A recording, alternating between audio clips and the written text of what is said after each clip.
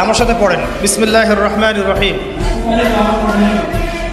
আশহাদু আল্লা ইলাহা ইল্লাল্লাহু ওয়াহদাহু লা শারীকা লাহু ওয়া আশহাদু আন্না মুহাম্মাদান আবদুহু ওয়া রাসূলুহু। আলহামদুলিল্লাহ। আমি সাক্ষ্য দিচ্ছি যে আল্লাহ ছাড়া ইবাদতের যোগ্য দ্বিতীয় কোনো মাবুদ নেই, তিনি এক, তার কোনো শরীক নেই।